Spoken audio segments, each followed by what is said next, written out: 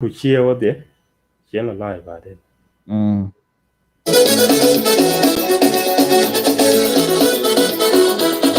Rana mela mwana mera chop ran chicken mwana mera rande Rana mela mwana mera chop ran chicken mwana mera rande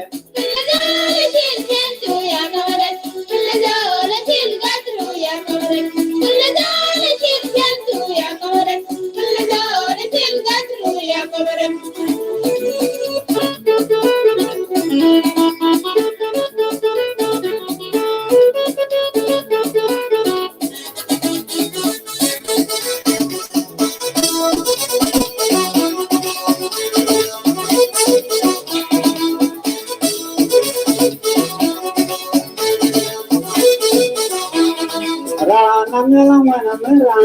chop ran chicken mwana mera rande Rana mela mwana mera chop ran chicken mwana mera rande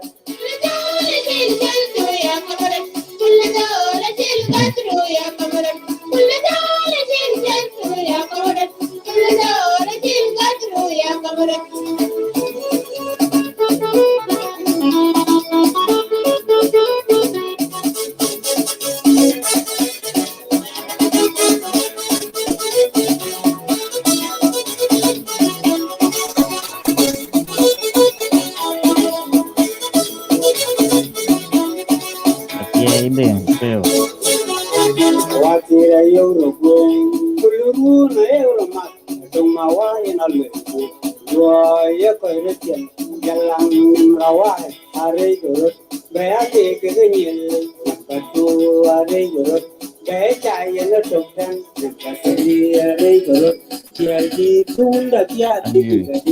Yelden Kuchal Rubinia, Rane Rani. Can you no way my life or Rana when I'm up Ran chicken when I'm around Rana when I'm up Ran chicken when I'm around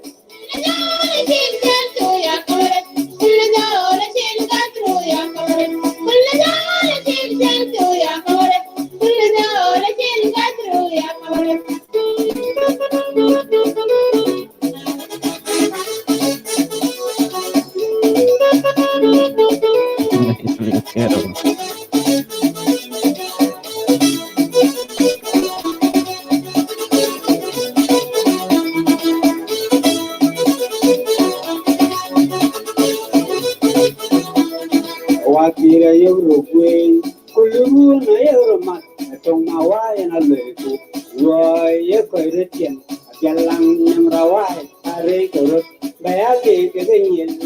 but two Arregurut, Beata in a token, Arregurut, Yeldi Tunda Piatti Bigadi, Yelden Kuchal Gurubinia, Rane Rani. One can see no way, my life or Rana when I'm around, Ran chicken when I'm around, Rana when I'm around, Ran chicken when I'm around.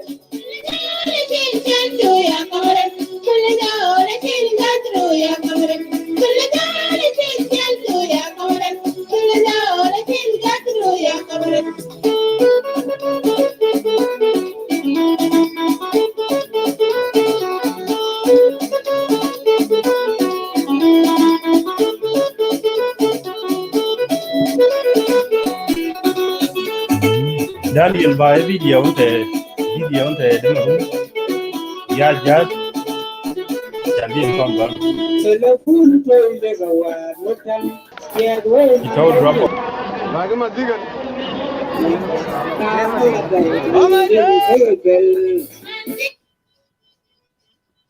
ai cha ko ba ke a cho la ka ji lo download the kran from the Dropbox cha ko ba to Louis and click ko vi ben e kat ko Louis play tawal. oh ata penye ne already che okay ntau te na ne ko ki kon ben ma su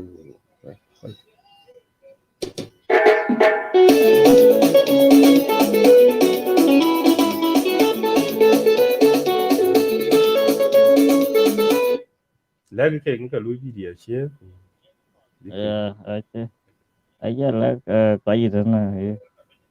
Can you please share the video? We quite quan we die with you. Up at back video lui share. Nana ban hin chu mod ku ya mar sa wai. We chu ke mod ku ya ran ban we chu ke mod di. Back video quay bao quay share the video. Yeah, ding. We in cho mod ya. Pa la twing bi look ya ja lui là cái link about tao thế này dàn bi ran có bên bị lui join để ra năm time. Most okay we could be burning in the then possibility, but I think they trouble with that. With the login Martha to somewhere. Yeah, ben de karang through kada na app kana app ta stream yard chika yanda like that. Yeah, lano a good thing we Martha ben ja quay có cái đại trên lano taban Martha cái yen jamo cái này nó protest lôi rồi pani chol mà lúc tụi trên chan jam tin ready vấn đề ran để trên có vana tin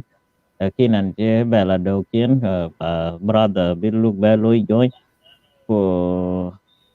giờ Condolences one month a politician ni chol me bengalang yana lui Condolences le family de yen o this Saturday we biography de yen book job quen bi na đi cái tin tao là tệ là vắng rồi piang cái việc de yen pa ye cái các ku giờ nào puro de Padang rồi rồi pan Juba de non cha khuyên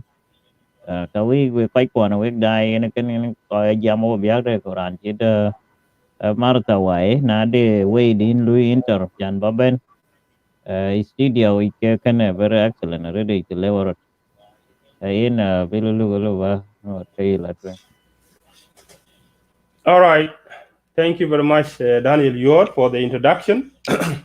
Ladies and gentlemen, first of all, I would like to say good morning, good evening, good afternoon, wherever you may be around the world. I believe in Africa it is morning right now, and people are about to wake up, or they already woke up from the sleep.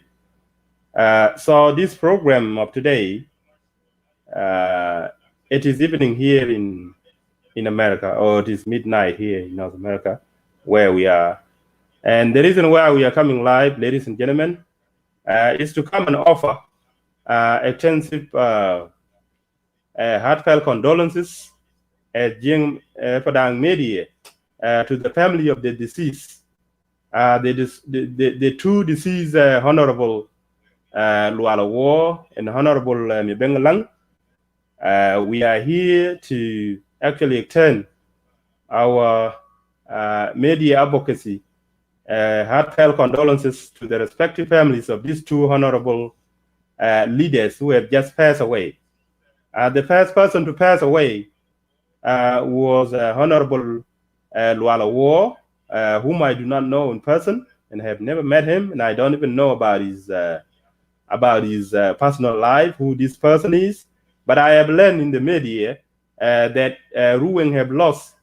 Honorable Luala War. People have not come forth to come in and present to her the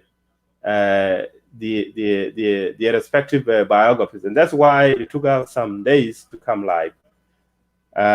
For the other honorable leader, Colonel Nyebengalang, I'm a member of this family, and despite the fact that we are grieving as a family, I choose to come live. Given the fact that we have given 2 days to force not to come live. Otherwise, I would have been running some of the live show for the last 2 previous days. But today I decided to come live so that we can come and offer our collective heartfelt condolences to the respective families, so that the families will understand that the media is not going to be censored for quite some time, but media should remain open for public views, for public broadcasting, so that they can actually explain to the general public about what is going on in our community. And so in Ruweng, is reeling with a lot of grievances for the last 2 or 3 months. And this month also we lost 2 honorable leaders, Honorable Lualawo and Honorable Mebengalang. It is very unfortunate that we lost these 2 leaders consecutively for a very short period of time. And there was no known illness known to them. And so it caught everybody by surprise how we just lost these 2 honorable leaders in such a sudden manner. It is something that is still quite surprising and mind-boggling to most of us. So as a family member, ladies and gentlemen, I'm grieving personally. So you should also expect me not to come live, but I actually have the courage to come live because we have crucial thing to address on this platform. So I have been appealing to the co-hosts of the Jing Padang media, so they will continue to host the live video, so they can continue to address other issues of concern, because we have a very crucial issues to be covered or to be broadcast on the Jing Padang media, particularly the protest that is ongoing in Malus County, and we will come to that. So the first thing we would like to do at this moment is to make sure that we offer our collective heartfelt condolences to the families of Honorable Lualawo and Honorable Mebengalang, including myself. I have to offer that heartfelt condolences as well. So before I proceed, ladies and gentlemen, I would like to present to you a little clip of who is Mebengalang, Honorable Mebengalang. So I would ask you, Daniel Yuot, so you can play that clip of the video so that people can actually have a glimpse of who is Honorable Mebengalang. And briefly, briefly, ladies and gentlemen, I think this is not a time to talk about his biography at this moment. This is the morning time,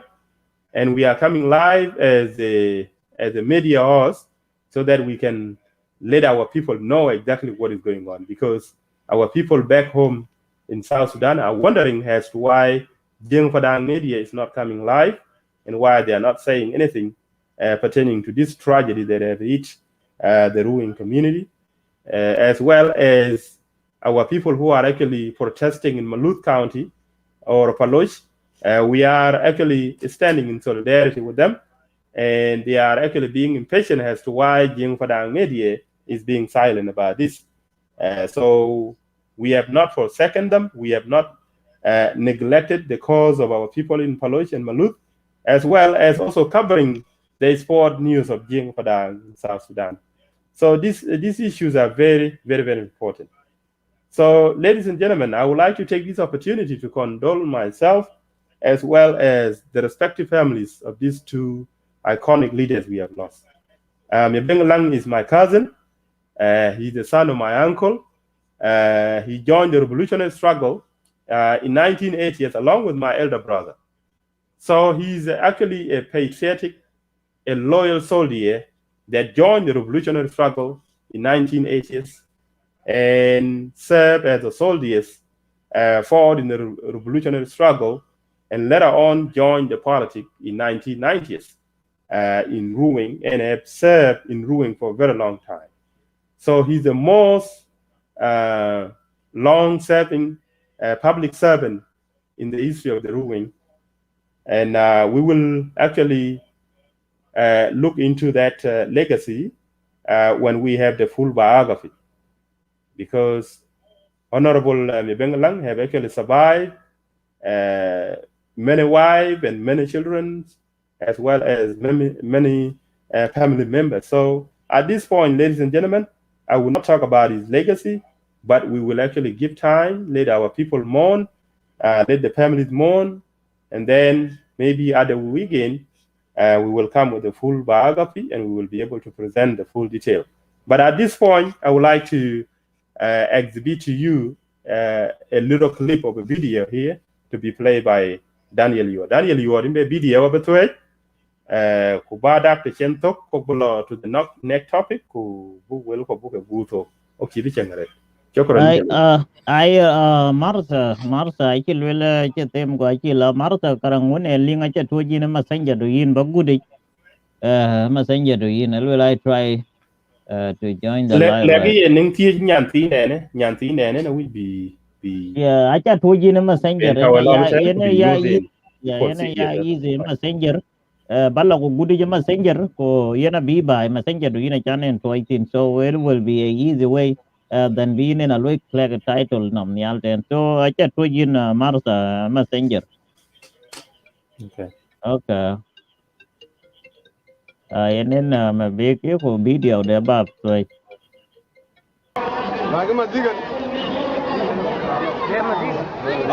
hello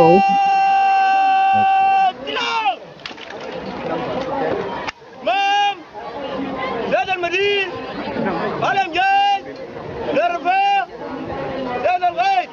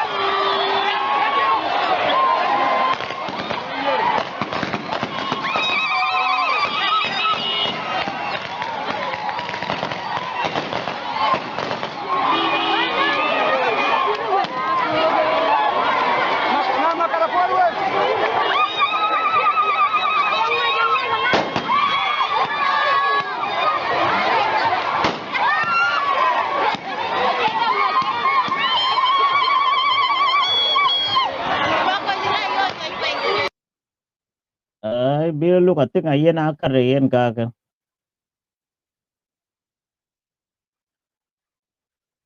in chiro lo miet adi ka ai fa in kale ja ban Daniel clip ci Paul we ko ko ndai ke we ko ke jing chak ting ne tura won ke yene ran chol honorable mi bengalang en chin jal en ke county commissioner de fan Ruweng county ta Ruweng ko video on chak ting ne ke video den wan chi junub Sudan chen jo ban bay ka chi ja dola so video kene ke lu record fi 2011 pariyang wona ne headquarter bita Ruweng administrative area today.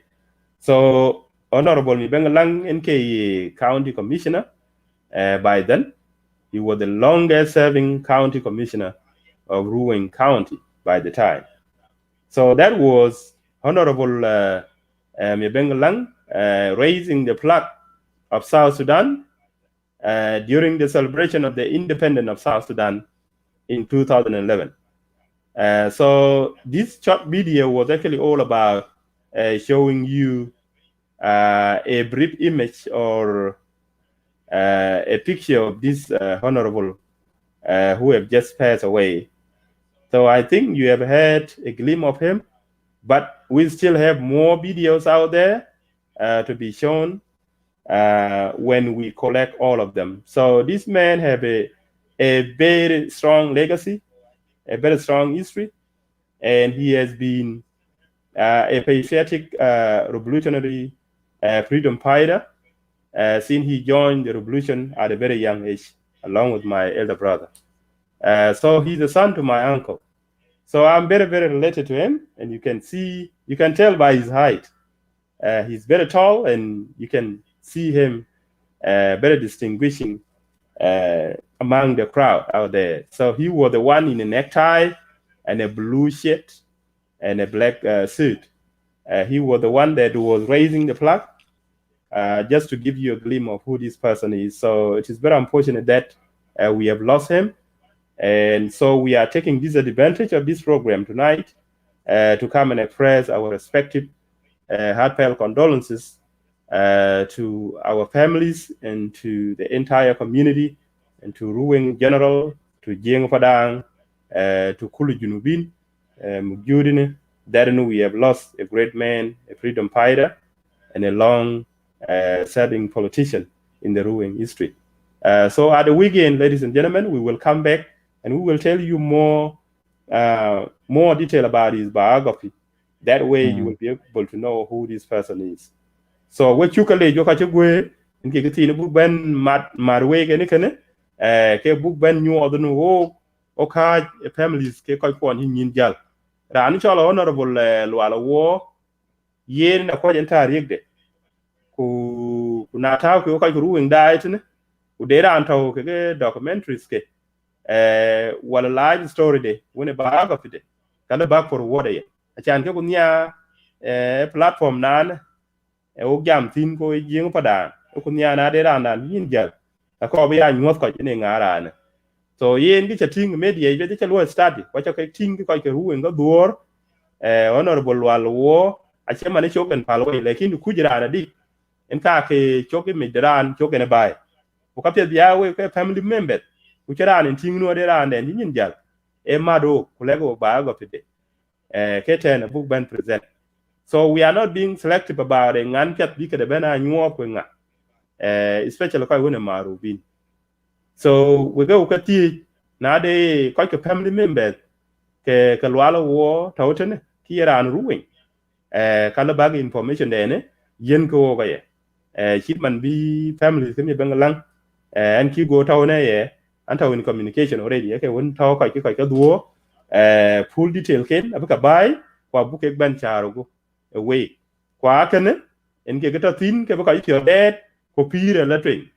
away we ko ke dada when ko ken ko honorable mi ben de lang ku ko ke honorable Luala Wo der ke pio chin de luyen nyali chen ke ngak chol da manen ti ben man chi ke ni lo a chin de won bluyen ke ga chi nim coach ade ke nimit ken wa de ke nim big families to chin ko won bug du ret ko bug loy ka man bug la den bug ke celebrate ke taw ko bug lo koy ni kwa wo go ke lo cha jaw do ke pyo ko pal ke dio ku nu pi ne la twi in ke chi ke man taw ne live ne nan bi lu man taw ne an diaw I'm not here to celebrate but I lo le yen pi la twi a chira an chi bala yo ga go to o gi bi lu aku ji daman ban to aku ji Daniel daman den ben to kwa kene nke ku mer ku we dur ke pyo ku lo ko train en ke taw to ndi go go cho yo ga red ko jeng pada to kene nke ke ti ne ba mar we mi bale condolences to families ko no te chi ko ken ke nyin ma kwa yen chokron wo jeng Padang dai wo jeng na ni junu Sudan ko junu bi ni ban wo chu ka mo en ke me bengalang ko won chapting jora lam nyala lam ni junu Sudan daman wan chi junu Sudan chen ben bit ki dola in ka ko wan lo celebration partying Ruweng when ne headquarter de Ruweng daman wan town ke county commissioner ka kwa ran kene ke ran maru baret cha lot of stuff ti ka lo kwa ben ki vice governor with our unity state and it okay in deputy governor amen an ci bi jame kana nke ko na lo le yena ba ko fide e ber wi jaret ka ken ge jet bu ka queen ka ken ge siedi chen ga luisin la data de bu ka ben kwan we kwa yen ko jiten ku topic boglo tin ke topic dro ke ko lo pa na na malut yin jeng Padang dai ke lo fi malut a che ke ko malut ge fa e kada ko jeng Padang ban a chan yin Padang ina taw won te ke taw miyo ko kati kwa ke lo ko kon ko malut kene ke kada wo die ban including we ke we ko Ruweng a we ko Ruweng man ke kada ngo gyo goy agala haja ku de kun kiro loy ke ko malut ke ko je pion man ku dil ke piori ye a big kene big deal nyot e junu Sudan nu na de ke yen kana go chi miok chen pin lo sama ma man nyo de ma tek ge ne tane e kene a chok riok pyo kwa ye ku lo ko jeng Padang enough is enough ke ka ba le we ke we ko kon ko ma lut ke dai in particular e bang ni junu yin chi taw witok ki ye chabam na taw ten ki ye nyan kaida wala ki ye wada wala taw ki ye ngo etitui fi malut ku paloj o kaaje we 100% a yen ko bu kon le lawal ke ma le jina bu kon le we ke we ko kon ko malut a chane ne de jam jure de kon le pin de no jeng Padang media a chirki ke go for second amane media len ko opposition she got take advantage of this ko chike la jamti e kene a chan ben compel ga yebi lu ku le yen kene chirat belo ye la de jeng Padang media be ben bi che ga mare jogo yen an chi pyo me be ben lai but because of color de malut a chan compel but they'll ben nke ko na ne lewe ku lewe ni chak de tuo ku taw la de pi bi ngor kala twe aning de ka ko Padang ria wala de ka community ria la de pi bi ngor kala twe a yen wa bai ke chiro lo fi malut kene o kaaje ke revolutionary protest lo ret kene o kaaje ke we are actually standing in absolute solidarity with our people who are protesting in Malut or Faloj. So kaaj we nge guj bangi jene kene ku document abake kwen bijila te chan yo ko pursa lakin ki ka bale we junubin dai ban we jeng dai e ki ye koy kwon ko Malut ke lo chanam ke protest wan jiro kon lo runwan tila protest wan jiro lo runwan ade agreement ke ka tanti a chanin government ku jela oil operating company plus the shareholder ke cheto mat ku man wan ti ko to mat ke chilwe le ye na kake abukan lowi e kake to ke wore gija na mene ana wi ba ke kwen we ka ba ke queen a ye ne ki chiri ken wok bai kake je ke bai le 1 year ago e run gene nga chi protest ero nyot dokti a chana kake ki ke lo na fazo those promises by the government and the oil operating companies and the shareholders failed to implement those promises made in the memorandum of understanding. So the violation of the memorandum of understanding is what actually forced our people to go back to the street to demonstrate, to actually send a very strong message to the government of South Sudan that you have not fulfilled what you promised last year when they took to the street to demonstrate, to cry out for what is actually transpiring on the ground there, because pollution of the oil and environmental degradation have actually affected our people in a very severe, critical, and very harsh manner. So people have no choice because they are dying. The soil is actually polluted. The air is polluted. The water source is polluted. Everything, the entire ecological system is actually contaminated. So as a result of that, ladies and gentlemen, our people have no choice to allow themselves to die in silence. So they would rather come out and tell the whole world, including the government of South Sudan, that enough is enough. We cannot die in silence, but we have to be brave enough to come and wage a second wave of protest. So this is actually a revolutionary protest that must continue until the government of South Sudan implement the promises that were actually signed with a mutual consensus last year. So this is why people come back to the street to demand the government to fulfill the promises that were made last year. And so the memorandum of understanding was signed between the government and the oil producing communities, including the people of Ruweng. Unfortunately, ladies and gentlemen, those promises are being violated. They are not practically implemented. So this is why our people come back to the street to actually send a very strong message and ask the government of South Sudan, what happened to those promises? Why have you not fulfilled them?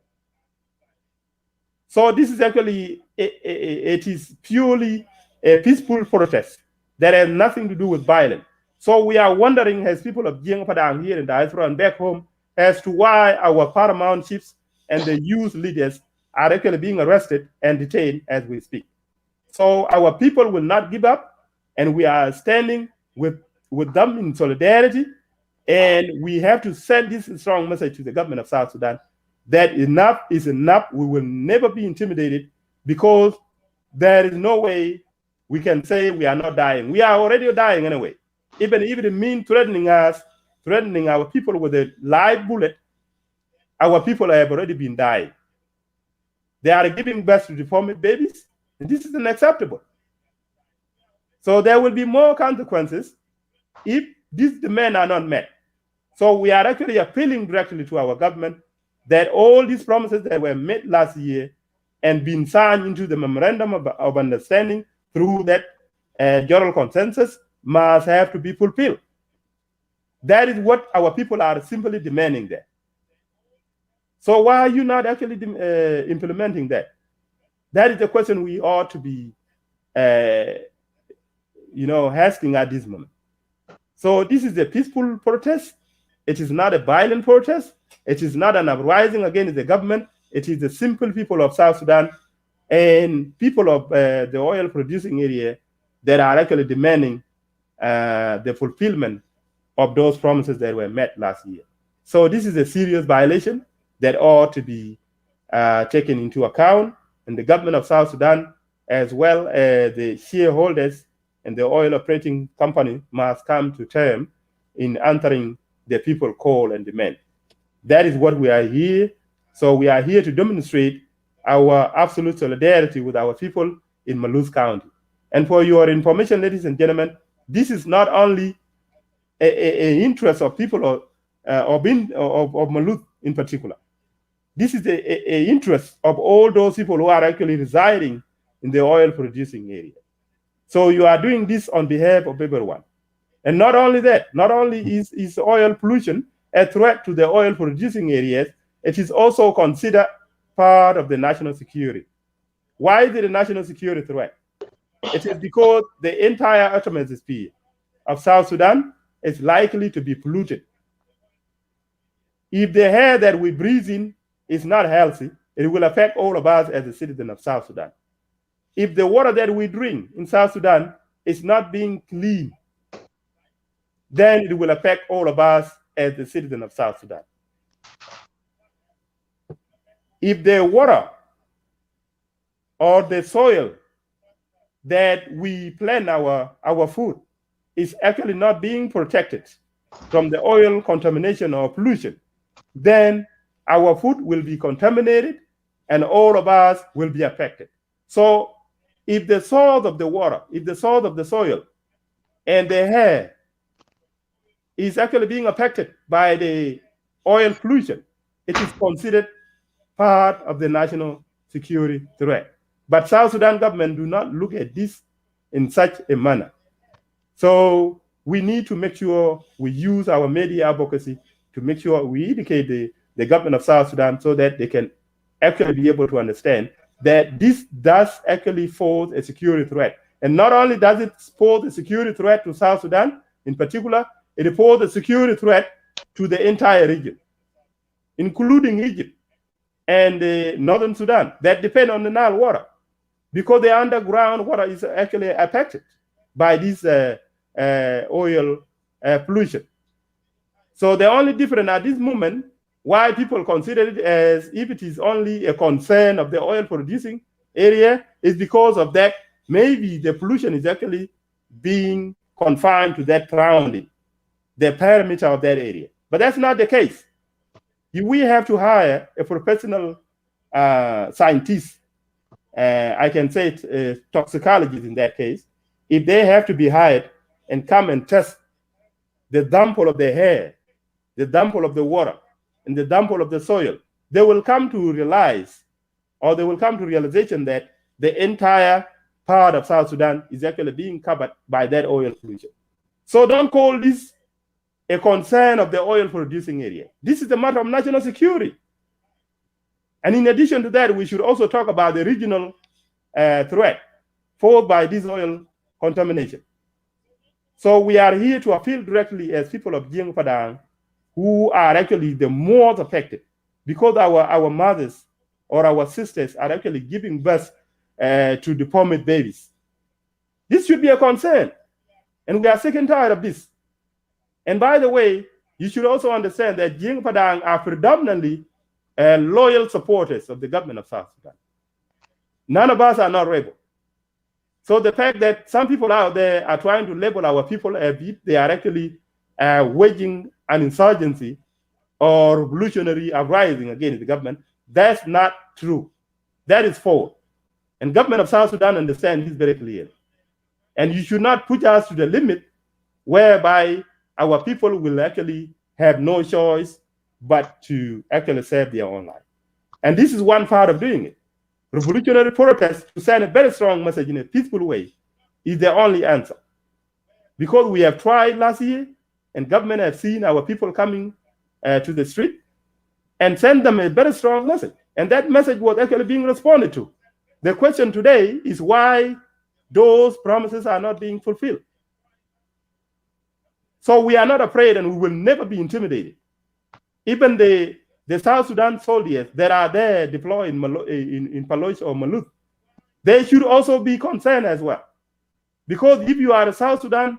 military personnel deployed in Upper Nile as a whole, you should expect yourself to be contaminated yourself. So our people are actually doing a legitimate thing, a thing that is going to save human life across South Sudan. You can also be an employee who is actually working in the oil producing area. You should also be concerned about the air that you are breathing in. The air that you are inhaling in should be a concern. The water that you are drinking in that area should be a concern. The food that you are eating in those oil producing areas should be a concern. The same thing applies to the South Sudan armed forces that are deployed in the oil producing area. You will not be exempted from that contamination. So one way or the other, you will be affected. If you are an employee or if you are just a resident from other part of South Sudan, you should be a concern. So we are sick and tired of this threat by the government of South Sudan. We need action. We are actually appealing to the government of South Sudan. There must be action. Action must have to be taken. The time is now. So anyway, not to waste time, ladies and gentlemen, because we will still bring this post and we will talk more about this on weekend. So I will give the rest of my time to our co-hosts so that they can have a say about this protest going on in Maluth. So to the people of Maluth County, we want to say thank you very much. Congratulations for what you are doing. You are doing this on behalf of South Sudanese as a whole. As I said, this is the national security threat. This is the regional security threat. It is not only a threat to our people that live in the oil producing area, but the government of South Sudan is so inconsiderate to come to realization that this is a matter of national security threat that must be tackled and must be addressed and must be solved, because there is a solution to this. Oil companies, including their shareholders, must be held accountable. Even we, the Jing Padang community in diaspora, we have any other option to be taken. If our people demands are not being met, there are so many tools to fight until the oil operating companies and their shareholders succumb to the demand of our people on the ground. So we still have those, we are weighing so many options. So let our people not be intimidated, and we have to call out the government of South Sudan, let them release our paramountship, let them release our youth leaders who are actually being detained as we speak. This is unacceptable because they are actually conducting a peaceful protest. So there is no any violation. And if that is the case, we might actually launch another way to retaliate against this kind of unspeakable violation against the environment and against the humanity.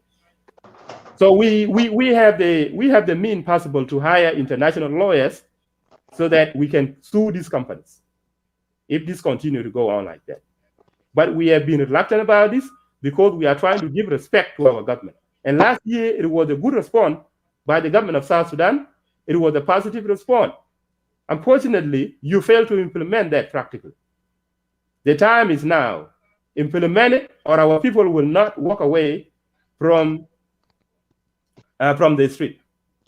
So we are asking all Jing Padang on the ground, including South Sudanese who live in the oil producing state, to come out and please join the same protest. Enough is enough. If it means people dying, let them die. Yep. And we will see how this is going to go down. Thank you very much. Matek gumbe yek fursa kwacha tingi ten marsa chi ke ben male sorry. Akai tingi te wen. Ande nyin glare chel dara en chi dai fet ta cho Okay. Aba ben baby. Ba yen inta lower masa inta ben for the first time but you very media Jing Padang ni ye ngode michila we when you join. Chi pia da man chin ben ku kap chat pia ben all the time. Ku yin ka yogin kila number 1 kun chi ben akaye ku nyare ya bugin lo ho ku bugin ti to ka tan to bai ba yo be ben leg detail e man ti ni ka bog jam tin ke bi ok live ke yin kre ban kon chu ka lo lost pan Ruweng when a honorable wal wo en kon yin jalis bo gabel kede ku jami ben lang je yin ben jal e wan ti ok e nin wan ka ki I guess probably yom ladwan wala yom kam yom tenen. So en ge chiro loika ake manabo ko ben der pio buglo le yen ne ko ke dia pio aka dia yi le kin pi la twe don krot mam pat kwa kenen ke gemoktin in marsa ker ro ke yen ke dan lo ko kon ko malut yo ke le jare ner gel den che pio riel ko che ko chiro gamrio ja chin rio be tawane we because the chin ton ngwen ko ja to ki myo ka pin tamamu a chi jom na no we chi lo samamu pi ko ne ke de ka chi ke samamu pin na no chom tin wona ne ne tiong na no chom tin a chi lo samamu e piro on be dong ma ka tuo kan e ye ton ngwen e ton bi mo jang a chin ton ngwen i mama marsa e kene nga ga chi ko chi go ror kuon ko ye ku le we ga yo ko ku Ruweng nga ore ko che lo chanam ko kene ro lo di mane na ko ma lu ke lo chanam all the time ke mane lazi ko ma lu ke ko ne loy any revolution kana bi lo chanam abi the men e ko unta endal oil producing area abi and met by the government ku san ke the initial memorandum of understanding mun chi ko rot ping e ka ka ju queen one abu ka kwen bi na de daman la ka ba ka queen e wora ga chi to jen e ko kuon ke lo protest rido no le ke chanam ke wat ki ka wan ki le lazi ki ka lo chanam ki ji en lo na fas to ene chi ka jo be ben chanam ne ko ye ke le yen yin hukuma ku jela oil company ku shareholders en ke to en ka yo ka wan cha ka lego en ka yo ke lo na fazo en yidi en ke shi ka dugu cha nam ka o ke lwel ki tong di Yep. akiye hukuma jola bai ti mane bu ya lo la yen aban kwon ka wot adam ke ko ban ge yu adam ke a che la ong ni in marsa Yep. to ken abi hukuma abi lego e hukuma lo le ngalo ko ka ya toki mi da diet ke ya che bi jeng fada mu ngalo ku jeng fada ka ke hukuma ba mane ka de ko je jam le yen jeng fada ka tawle ko tawle a kira ande ke we kira ande ke we to Yep. ko ja toki ko ja mi da diet ke ya che ayi bana de tura cha ting tenu ni matek ke yen ting nu wenga chena ma lo bu wenga ma abi na ma chilero u ke tato ayi wenga ya di form tu Yeah. ya ne ngone kene e junu sudan lo ele hukuma dan junu sudan bi lo yen bu we ko ya be ke ga ta ko be ben cham ko ne kan gulela o ke pa de we ko ma kene ko kur kan ni Yeah. yidi Ayen. kwa na la fa dan fioria ka chi bitaw ya ne ko ke che lo de do chin ki ngwena no we ko ya to ki already una ran che pa ne ko ka mer ke ni we ko ko ma lut we chu ka le ko ka lo ki a che ko duno ke pa che ka dawo de ban Yep. a yiri ma lut mo ga chi ne ten ka we ke ro a Yeah. chira ne lo junu sudan ke chi ke na de ka daran pyo ani we junu sudan ka chira ne lo ji we yinu ku mo bita junu sudan ku de ko dai ne ka pian ke dik o jing pa dang o ke ka chi jai bu lo ai u ba ka lo ki mane ke ko wone ko wone nyage again is we ke we yo kuma aye ka ye to le nga ga chagen ting mane media bita opposition mane they are taking advantage of this kwa jiem ka ti a chanen da de ka ko bi ka we ani nga ka pa dang ma la ka ra ke pyo bak tul ten ken ba ke ga mach won mach ban ke use ke nga ba lo ma ka pa dang lo ku pu we ku pa dang na ka we ke di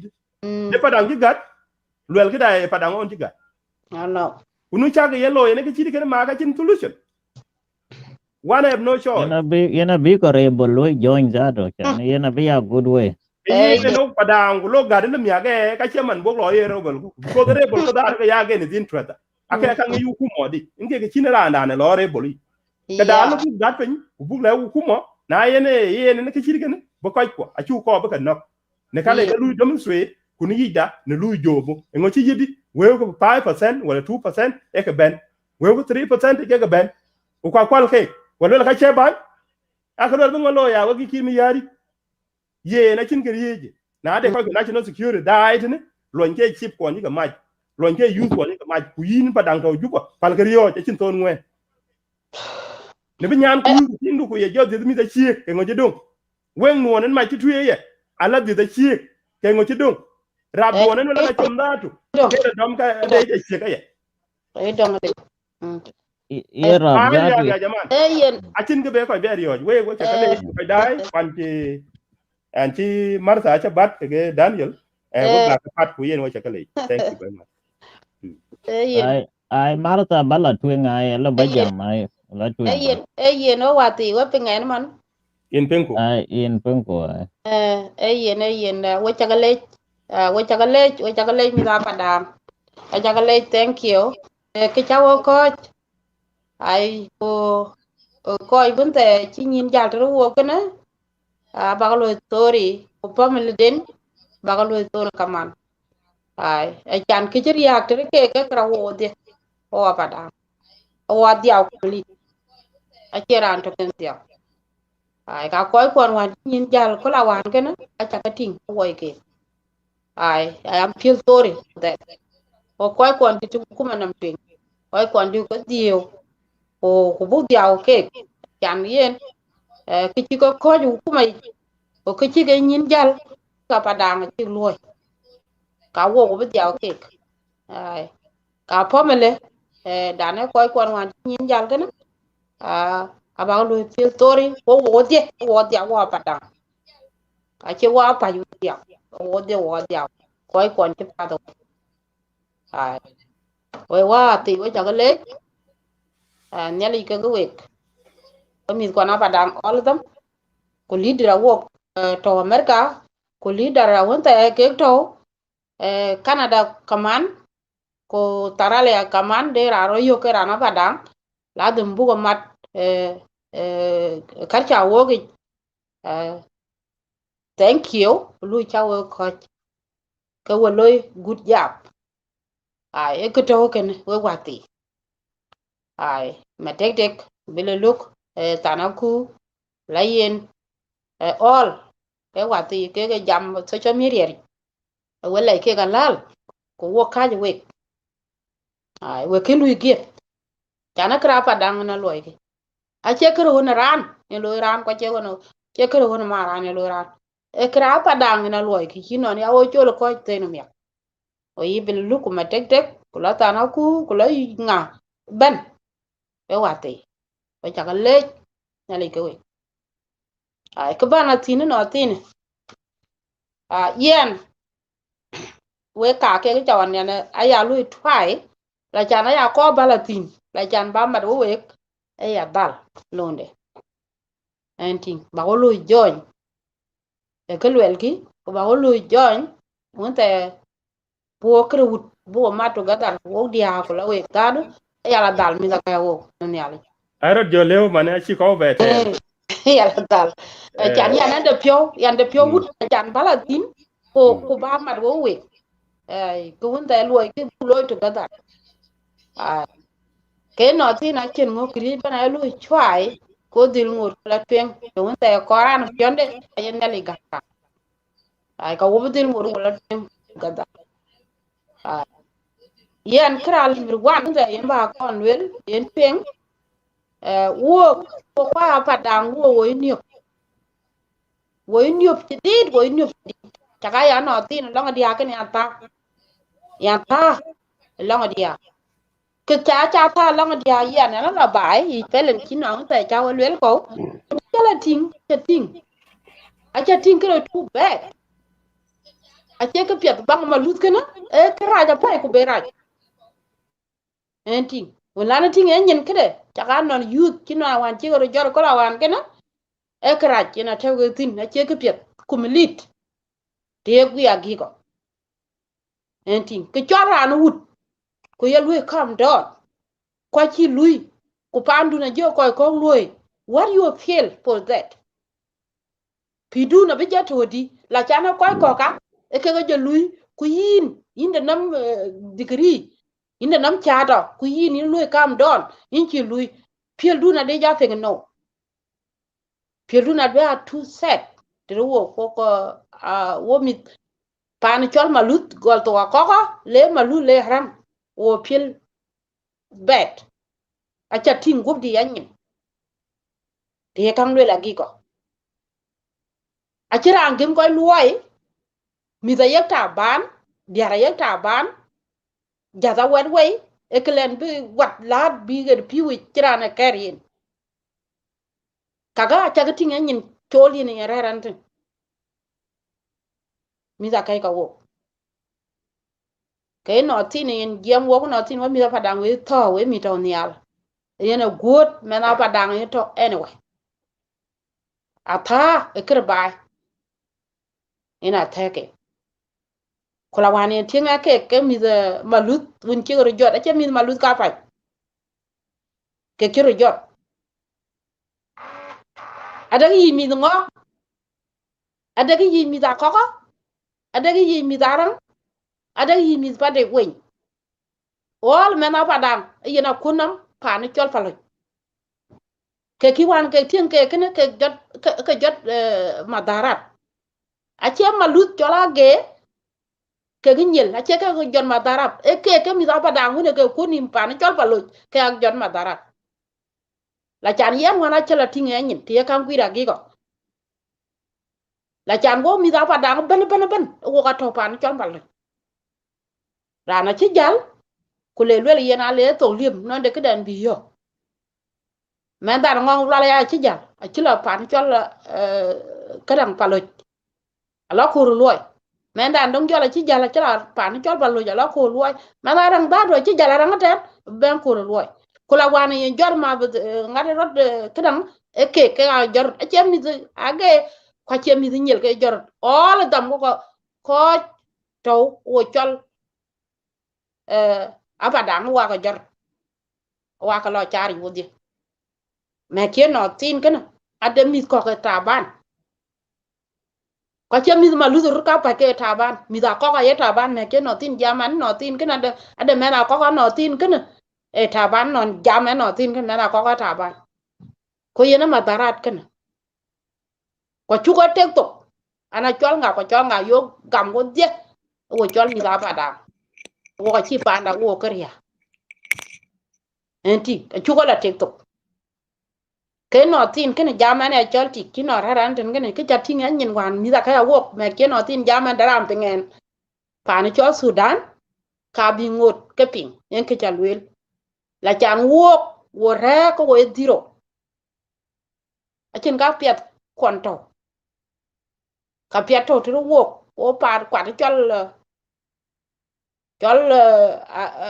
kadang a chili wali kulukul wala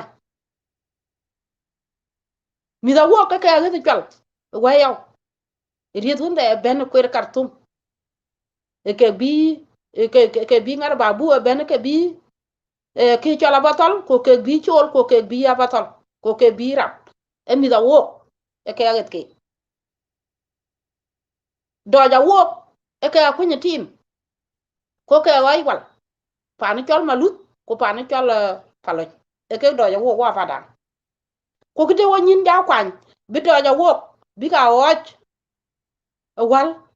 ko wo ke non wo ke ga yera ruro ko ke cholo ke wo non we ko ke mi da wo ke aget chol ke aget ba buri bi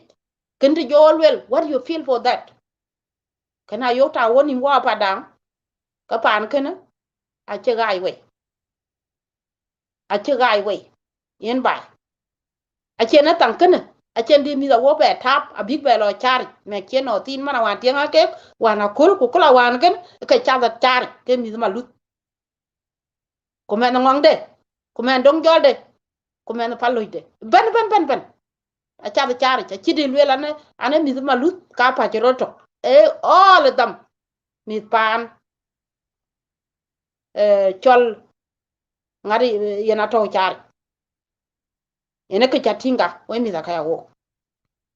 no tin kene jamme yen jema ko no tin kene ye nan to pyo tin ke ta wan pyo tin ke chol pir men ran kino ri wo ko tin kene wo di wo to America ko di to Canada ko di to Australia jabe jam di hun te ke to Kenya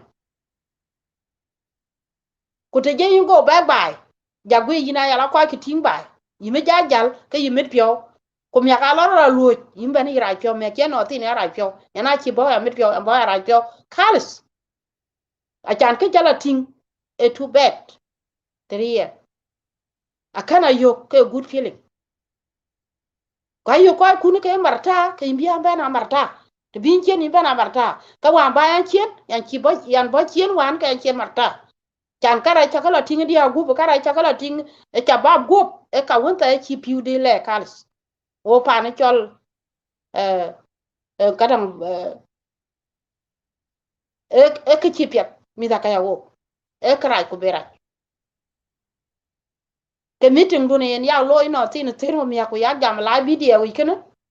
ade ko wonta e bilu het dir koy ko abilu hot dir koy ko ci de bañ ko ci no rigeten ke bañ ga wok ade ko wonta e bilu hot ko ade ko wonta bi kwen be ja pa na chola Padang ken ade ye lwel ade ye lwel ma ke tan ken a che mi da wok de be char pa na chol malut ku pa na chol palu a che mi da wok de be char wo de lo ya la ko ta wok mi da wo de ga yok ke marta ke ret den pet kuno tin mi da wo ci ga marta kalis men to ka cha ben tie wedo taka video wa cha ka yana cha kwa le dia ko la wan men to ka cha ben tie yana ben lo ku dam video wa wona wa chol ku aya ke ka ga ra bi ku ja tie ja ku yana ngo we cha ga ra a che ben pong na men ama ma yi bo no wa ja ga yana bo fa ni chol America yan kero mo go ga ye ting to no wa ja ga yana nyana dong jol yana ting dong jol ku yana na ting yana nyana Padang yana ting a Padang kino ra ran tin malut yana nyana maluta ya aci ben pong na mene men ci nyali det ko ci wun ku mande ci dira pet ci ben ga mama alo nyal aku lak jam kirina wo alak jam kirina wo la chan wo ga twal wirten ku jat ka a chu ku cham wo ka Padang ana ba mana pin chala Padang ana chu ku cham wo Padang ana koy ko cham ka ye la lo ku we dia we de nimriel la jam ki rina wo che bele ke video ka taw ki yin video video ka ta ki ya no tin ga lui kana ka wa ka nu ki ngar di di ta ta ki no tin ka ba ai e jo lek nyan tin won ka e jo fo da ya ma ko la ko wa ga mi tem ko ta ki ngari ke dang ya na chulo wo kamer mun ta da men ke en tin gwa ja la ke na me be ku dun chu le le ne question ke na ya na ko ku ko ta ne ala go gu ye na okay la jam ki rina wo jam wo wa Padang a chi ma na min chala Padang kin be bi ke men ma lut go ga wo wa Padang a wo cha tap wo tap kal wo chinim cha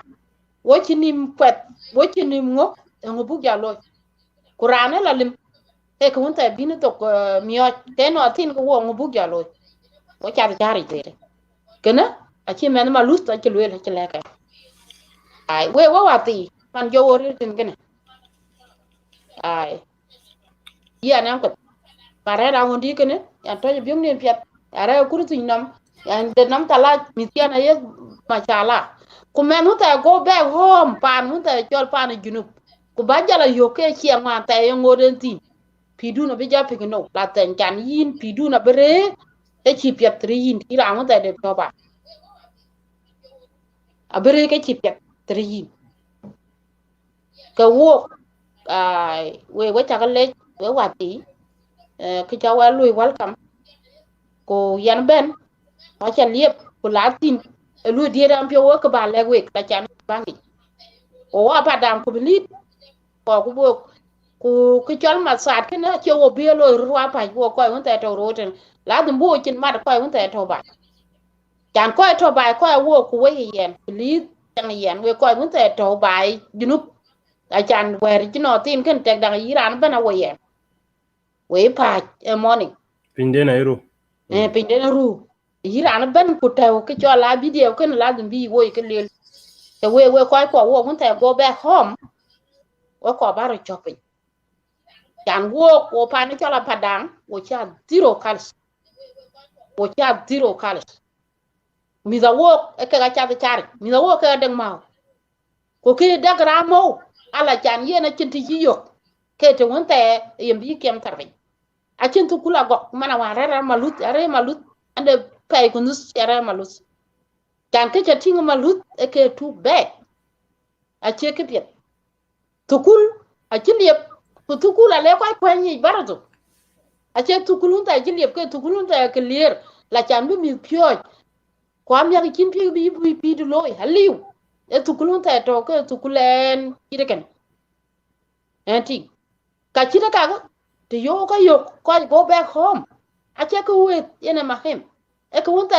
bi men kuy ba pyo ko men kuy bi de bela loy ko chen e yene kidi no ne ko to ba chi we ko te ya we ke a chi we ko a chin cái to cái nim ke ko unta bi men kuy to ten ba be pyo aliu khalis aliu ka buk ja loy wo ko to ro kana ko lo ka jam ko pi ko to bai bi mat ko wo ka kri bana bila go head a bila twen pa ko to bai kana ke ya we ke kana no ada ke chatin ke wrong way ke chatin wa lion ke wrong way chatin ko mi ban a ko pye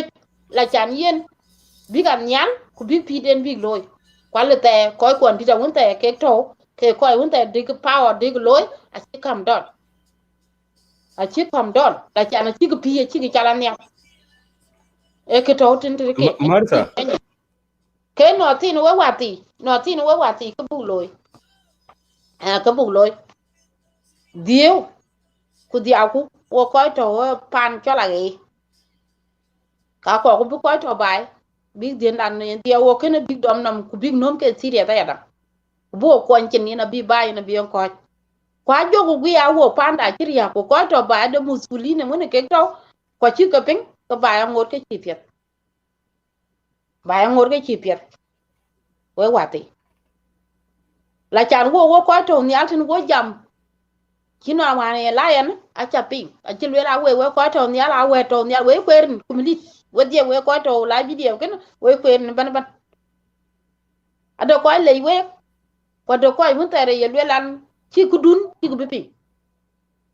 ko do ko mun tere le we ka ko ke to nya kana jam ki jam ke lwel ki kana pa mun tere bi ko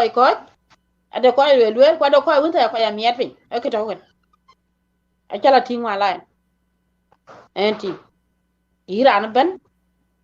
a ko bi a careful la chan ki die chelu den ben a chan wo yo ko yun ta jam ke de kun ta lu ku min ko chin ku lu min la chan pa na wo ngon ko ku ta nyal ku pa na wo bi pyo chi man jiem chi man jor chi man chi jor man chen pye kan kwa la ta ja gu ya pi dun mu ta yen to ne chi ban dom ja ko ba la ba la jam ko ya pi da ya de da ke yile ku num ku mi di pin ina le ku mi di pin mana wa la yan jam to ku jam dai kine kon yo wan ma ta cha ben yo gi na yin jam do na America ke na ta fi ayi meta o tin cái chín đó ti đấy wa chín ma be le ke na yi meta o tin wa ja gwa che na big deal ti cha ya ma da du ara mai pan de na ne good cha ben le wan ma ja gwa ara mai pan de na ne good ati cha ya ma cha ne good enting yan ben jam ta wale ya na re pa ni cho obi ye ti won ta en je ban ye ga re tin yan de ke chinin ke dro ta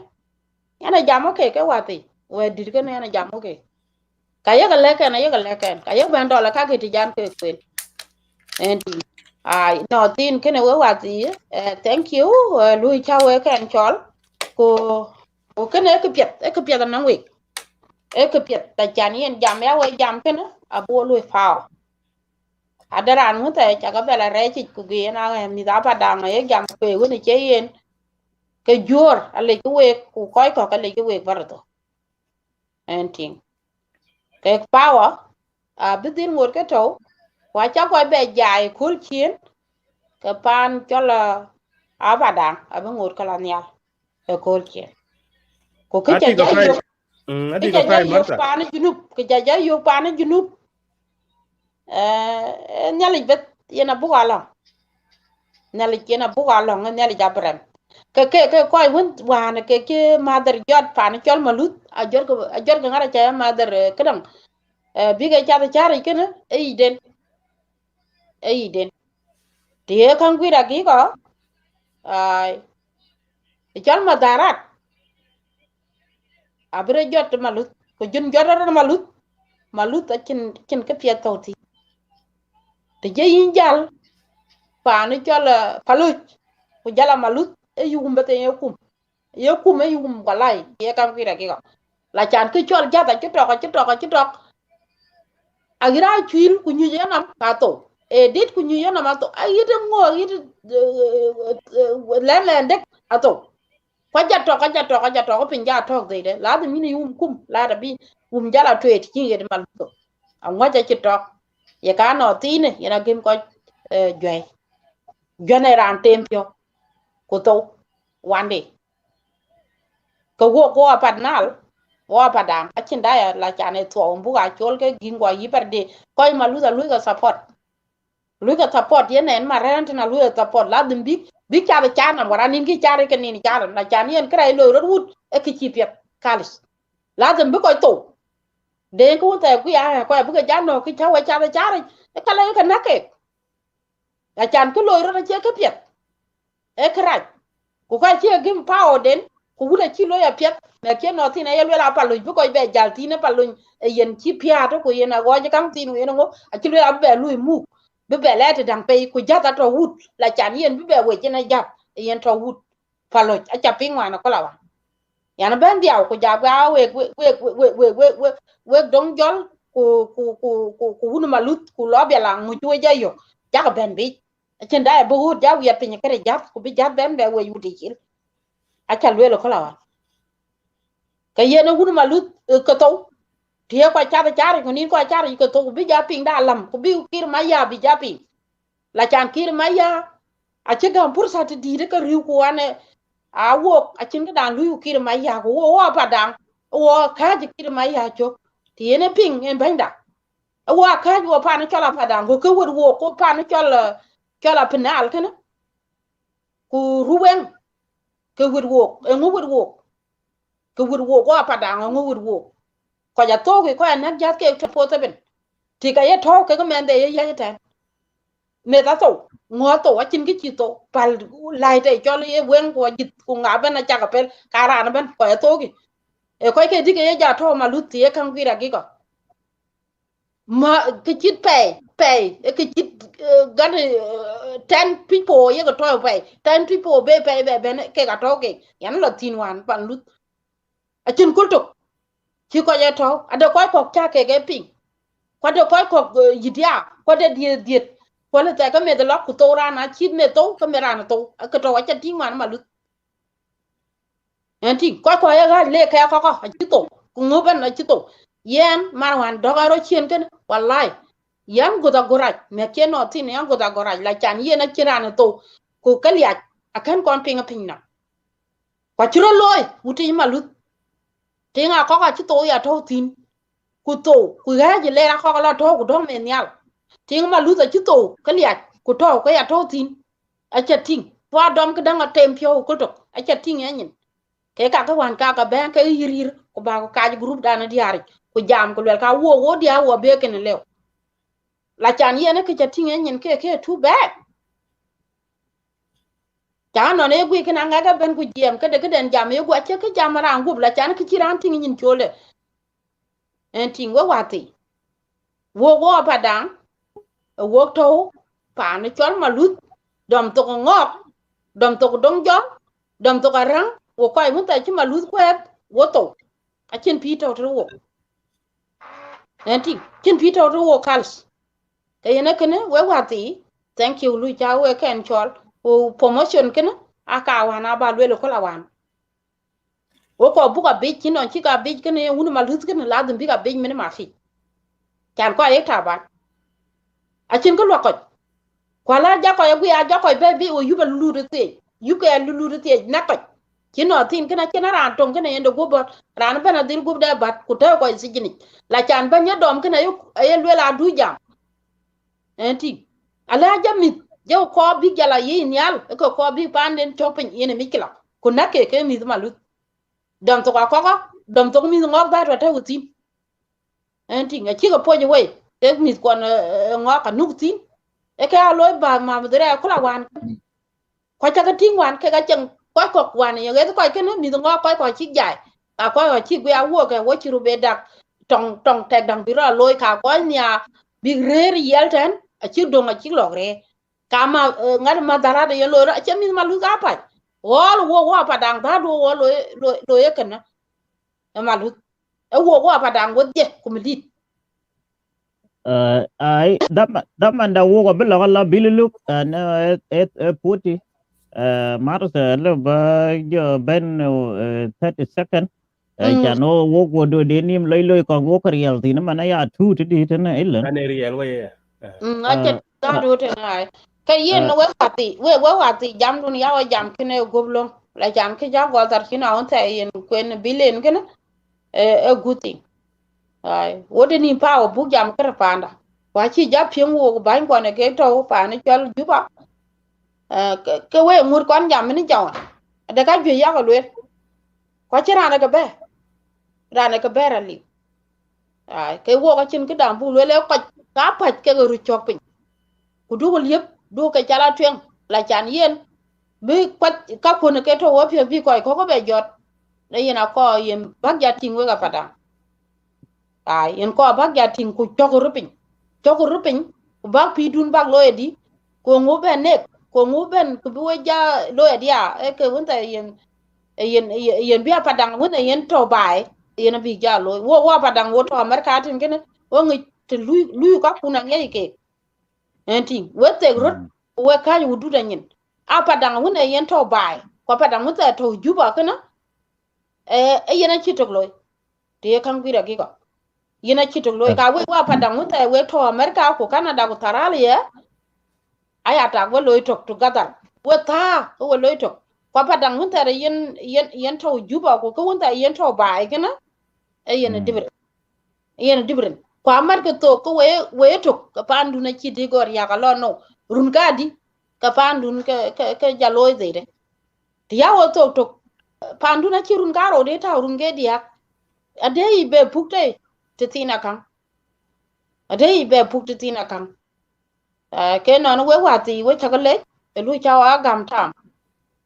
ku wo go bidin ngor wala chinon chan ling hena man chana yok te tina kan kana bidin ngor ko ke tin chan ke chol wuno ko ade meaning ngadi a jama kre wundun ke yine yitia kwala gwiri hina kre wundang ambi to ga yo e yimu ngori piol tara chawan kwa jama kre wundun ke yine yidil tia kre wundun achen ke wonta di kang na mate ai yini tek we chakale ya we choli jama yibarde ke we ban ko wo ban wonta woni mu wala ke yin wan bai kan yan ban ti ko lelan we ko to America da du we rel tur go ja ko ne ko rel tur che ko to ke e ba dol wan ai ko lel ke ana yi mana muna ko don ki lel ke nei we ga tar tong di tar ke ana tong di ro ni to ayega ke ko to ba la ja we ke e ber we du ya we ja a we cha le wo ati thank you dun lu ja pal ta ko bai chi bai ra ja in chuk le yare de bil look ba purta jo gam wer ko non pai ven I don't know ran kon ven non te jam tamanda lo de mai chu ko ting den daman da ito adi ga pai chokro na red ma tek marsa in chuk le jaret ben chin ben pana junub Sudan kun chuk lor lakin thank you in ci jam a chagwo kwen pin lakin ke ko ku bugin jo ko de durot ku jo ben kwen ban chit mana de di kin ngi gu chogon yokin yogo ga dia ka jeng Padang ti fi apanal ako bi jo ben mat dia kon ga taw diaspora ko kana bug jo ngi gan ta pin ku ko ku bag jo ben media jeng Padang ko be jam bug jo ma tok tok a cha ga yen le bag fara iding bag loy bi de to won te bag dia Padang to fi ba ke da a yin a cha no bri loy in book pol kun chuk le in chulu tuguru jam non chin jam chu chogi le ja fai ku linga ga chero jo liep tu a chi a chin ga bin ba pen ben a che piat kalat ane lam ya ku be ku lui live video dang ko da man weekend live video da ba dit ka taw no ban ko no Padang ba ka ye fursa ban Wilson ku je la ban ya ko ka che ben ke ga bi jam briefly ku go pok cha ne topic ne a che ne ko che na ka de kan a buk tol to ko yum te bit we cha ka le ka da ke condolences den buk ban gam ku bi koy kwon ga malut a chip dia we red ke lo la ngo kije media de jeng Padang kijen ban live abe media ko opposition mane ke ka cha take an advantage of this e kene nge ko un channel leg ma take ku we must come live ya ga man tawan ga ran dia fio because dan one of ran tong ko nyin jal lakin ke tem because ke ne cha mane red na lo la koy ko dia ko pio we din ku nyu odnu koy kwon ga malut ko ka ji ke ko peaceful protest na loiki ku meta da ako ko bug lewu kuma ayi na ye political analysis the book ban ngi loy der nu ko loy gi gene a chi pet ne ka chi tulten ko dam nu ka chi youth ko ne chi ka dam ko chi ran ko ban blow go ke gi in chugle ko kane jam na bidit yom tebe we o Padang ga bang ni che ga man den ko la ko to don't worry ne pi la twi ye na ran tong ko chi nyin jal lakin an je ban lai di man chogen nyo de video de wan ma dan nyin jal ka ko un chung nyo wege ako ko buk live den buk celebrate a chin mi chila ke ga chi nim ko je de ke mit ko family de ne di a chin mi chila to live den buk celebrate ku ni jeng Padang la twen ka den loy ni ga taw a yi ne is for dan loy jeng Padang fi Juba a lu ko cha jaw ni nga twen ne pi ni che loy de gu sa ke ye no ge media aning de kare cha da loy ke la da muk ban media ku chel ko bi for the last 2 days or 3 days ye na ni chi fiomit ke ye ne wede tong kana lakin an che bene kol kan ka Padang a kwen grot ku wela chi bene o gof ko Padang ka bi ake ko ma lu de no munu che bam na taw twi e ge de lu le ye ne ye fel choke fal we amana ka ti wora ga ga to yo go ready kwa ka je kwen bu ka jo kwen wi kwa ye rin ban Wilson ku banya ko wo che ben wo bu were ne kan ba ka chwat lakin jam da bedi we ge kana bu kwan ti ale ku we ke ya ting we that ale ku we that ale ku we en jam woni nyan kai wen a jak gi na wale ban ko ne ge to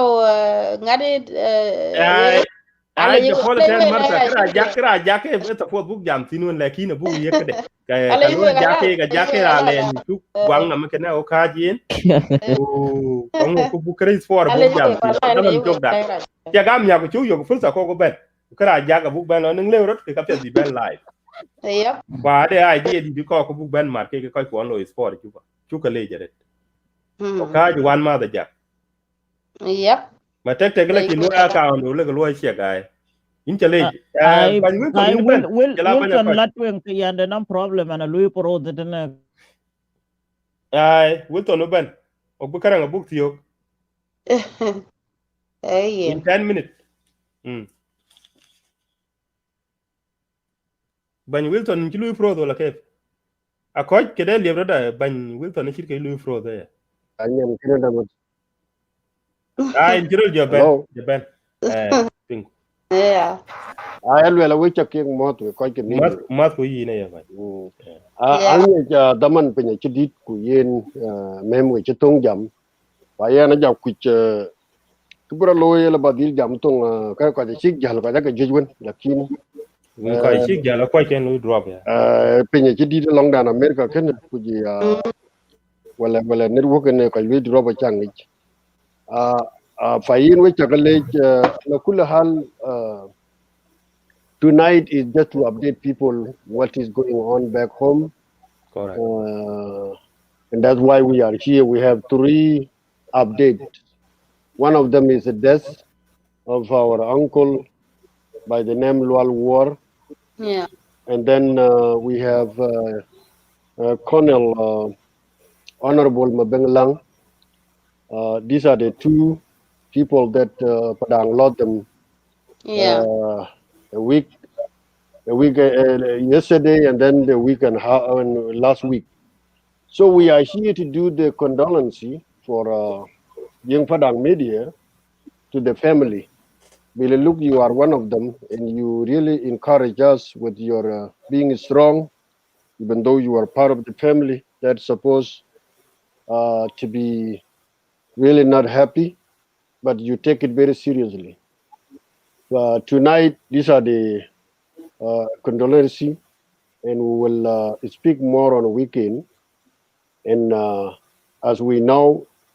it is short time for those of them to get the biography for each one of them. All we know, Comrade Mabek, we cannot talk about his background. He's one of the veteran of the SPLA, SPLM, Koryom. Yeah, and we know Koryom is one of the paper names, whether in Dinka or you translate it in Arabic, they call it Jarat. It was very good. So Mabek is one of them. When you meet, you go chol derani chol awan ajak koi ke kori awan ajak to banera ne tiger. Lakini you koi ke kori chol kori akwa. Fayena you rani chol mabenglang rani kori akwa. Chiloi ret. Lakini kichini alai wuk jaguru miyi na chidi ada manden. Lakini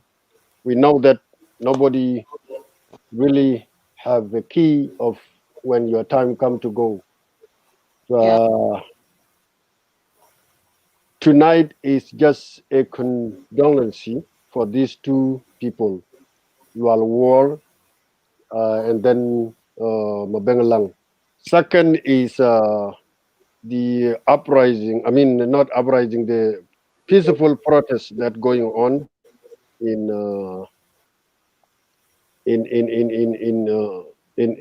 Malut County, in Upper Nile State, which is my county. They have now going to 3-day today, based on what happened last year, because of the demands of the oil pollution. There is no road, there is no good hospital, there is no cleaning water. Yep. And last year they were promised by the government. They signed the so-called MOU that the thing were to start in January. But look now, from August of last year, and now we are approaching another August, will be 1 year. nothing government done to them. And people are still dying every day, whether older people are going to be really finished. And then the newborn. So that is one of the reasons that people came out again, peaceful protests, to let their voice or their concern to be addressed by the companies, not even the government. But government supposed to stand with people. So people of Malut, the Padang media, because we were caught up on a time.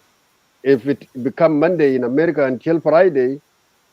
we become busy. Everybody go to work. And that's why we did not come out, and we just come out late night from us right now to let the people of South Sudan know that there is a protest going on, but it's a peaceful protest. Even though we hear the commissioner want to arrest some of the committee leaders, I will urge the commission, if those are still in jail, they need to be released immediately without any question or condition, because these are the peaceful people who are just raising their concern. So these are the basic things tonight, but we will talk more detail on a weekend, either Saturday or Sunday, whatever time that will be available. And Yeah. then the third is Jing Padang organized leagues or football players. The Jing Padang media are appreciating you. Keep doing what you are doing. We will be with you. Ayen yen bu jab dugu tongu jing salma ko lik ti donga yo ko biga jang yen we bay we ko we dai pinda ci dit yen ci dit bu bel wel wala ci bel lu ko kwen ke ma tek tek won ki bu bel wel e din diaw pio to ko kan ci ñin jal man dan ma be ku je ran dan di da nga ciol wal wor ina bu ko ben ñod nam lakin mo dite la baga jappi nga yum ko bet ja dang ro yen protest lo ro long ma lut machine 3 days ba yene ken ayina bugu ben nyuwa na magongi jenon degen ko loyrat on the ground ba yen we chuk yek lej we ka chabeb ka gariya we pio taban alwila ton na chiro longi choloch akum de junu adik bi miok tam lakin ko rere miok na machi ko bi loy bi kek ting Nope. akan yen wo chi de ja to na yiro buk to wo ne marat de miok buk to wo chi nim chupiat ko to Yep. ko ka ke chi ni laj chi nor ka kim wa chin road ku ganun bita oil Oh. tilen pin we tilen pin we je pin le we ken ay ko wela de chol all weather road ay ko kon loy kon chier loy ban tap and the reason it is the international standard kwacha ting yano hanen during bita 82 when be Chevron company America before ben oil loy alloy road awan yugo mi du ga yikang la mi bi je de ka ken yi check pin my own Infrastructure. yeah On I bill. think we have to check pin my own village I think there were 4 roads in it to matar tin montin yeah adek 2 going to the east west kwanong kabo north south a village there to so I don't know why the Chinese cannot do that but I don't blame Chinese it is a quite government instruction because it's an international standard the digital all weather road can be pin wala be deng twen wala bo yedi ke chier ka la dem bari ring tin ki loy ter jat e danger ali bo may ra jot may di ko bi ko ñup wacin di de lagu no riat wona pen yo ali bi mo tani lu hawgu ali bu jat fajr wala bo yedi kene ina yeter jat ye mieji road a chan agu deg exit te deg nga ci loy ke bi deg bu koy dab lor a chan bi maj bi la yo ñin wala bo yedi wala anything happen yen we ko ko lutu ci ngi bug lel pin da ci dit lakin kayki ñin a ciawul mara caktem katir I think maybe nimro talada man ko ko malut ku jayina Padang rewu ten niki ayo we chukale kwan gorot lag bi protest kan aguti bi akuma ben delegation bi gatwo fa yana kidi di banu yedo wati penya kidi ku siasa wadi la undien wako wa siasa inen wuni Daniel fa yen jama bela rwany ayen we chakale ku wo bija yoku weekend we koy dai ku nyale ko we koy kan malut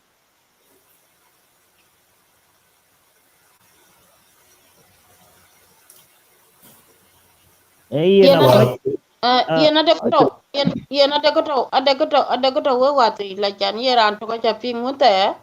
mana jak jang won ne jam ko we kwa na kul ba de chile ma saifa tek danga bi jote ko le ke lere pa ne chol karsum ke lere ilaj chan ye lere na ngog riem ni wana kul yen mana jak ye No Juba. kadang palo to wana ye loy madarat rotin yena che lu awoko ayen wo jam munte yena jam wo won la chan yene gomen nyan ka yena jak ka mana do gop ci ayo ngog riem min wana kol ka won ta jam en won jana ja ti kana a ci gya ko abile pa na chol juba ke yena ci gya no kene ki dida go ka abile kadang kartum ka yena ko ci ja jot ko le ke le kartum wara not la chan yena yo ngog riem min wana kola wan to wan yin ci la chan koy du koy kay pelin e ke bolit kiru jayo ke koy won te to palu jiten ke ga ka du ka koy ko ga du che to koy ko do gu bot man koy ko do gu dir gu de bot koy ci ko du pa ni palu la chan yena joro palu ku jorot malut ka joro tu ta yena jor madar ngara yer ke jet ko ay ayena buga be lui clear le tay baden la chan ina biya jagon ta na je lui la abile kartum la chan bile ting chan ina yo ngor yem men wana kol ay ayen ma ko wana loy ken ke to koy ken ina le ko dui ko koy dui ko e ke koy won ta chiro loy ke bolit ke ga dui ko Yen I quite lot when we over Kedan lo here. Yeah, thank you. Matak was a bit look which a lady report ngai media to na te. Before kana jam mana muna actually welcome which a belle jere chan ye na tong media che tong ran tok. Na yo ge o de bunga kan tina kan bana wel ke ye na la tong bai ga kan. Dana de kol chira nang bana chit Wilson wala matak wala biela no to lo but kuna de chiro tem ke piat bi da koy ko be bena da. Ko diara ya dang daga nimnit batin kai mana mona man jemin man ni ko ko balu sha jo ko won e ting no kanar le ka big deal ngor ko be ko yo ka chan big bet ay ko wo bo ko to iriel ah de la le je yen to yen le je ya ale tin dum na mi bikin ban ba maru wok ko ya na chan balo topic la na daman na kite ya na mai condolences na balwele wal haje le shabta ruwen لمناضلين الناس اللي اتوفى بزمن ما كنا دايرين عشان هم يتوفى في زمن لانه الناس اللي كان هو شاكل في دمناس بيلي ده كله هم لسه ما لقوا حاجات يعني ما يعني دولة ما بقى مستقلة عشان هم بعد okay يموتوا ener wugdi yene taban wala ner wuga kene kadang dom nyin benya yene ka kene ci dil pe tan wala we no ya mi we ban kudu faral de oh okay ke jam ni na ci atem we la ka ci mikela suru benya ko go ahead yeah it's okay ka yele le balwele no e condamnation le koy kondi nyin jal tamanda lakin nene manna acan yakunu gaitin lagat Sudan junub yakun yani yakun dolo mustaqilla acan baden bran bi weng da acap weng ngacap kalau na gubing masaj payan nyang bini ke loy ko jogo beto ko koy kon wan amadli lakin acan imud fi zaman da yani nena mutasifin lano da nas el kan chakulu fi zaman bita zero المهم على كل حال بنقول له ربنا يكون معهم ربنا يخطهم بيد يمين لانهم ما قصروا يشاكلوا في اجل البلد لما هم بقى في وكده you know يال بتاعه بيكونوا مقصودين عشان حاجة أبوهاتهم عملوا ده هو حاجة أنا نقول للناس الناس بتاع روين أما بروتست بتاع مولود ده يا جماعة الديمقراطية ببدأ كيف ديمقراطية ما ده ياو بداية بتاعه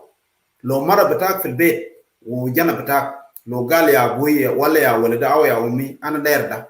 عشان يندي حق عشان نكون يندي وانتو ناقشت في الموضوع ده وفي النهاية سميتوا له واديتوا حق بتاعه ده ما ياو ديمقراطية عشان كده ناس المولود ده لما يطلعوا في بروتست زي ما عملوا في السنة اللي فاتت ده ما ده ياو ديمقراطية ولا شالوا سلاح ولا ضربوا زول ولا قتلوا زول لكن ما عملوا هذا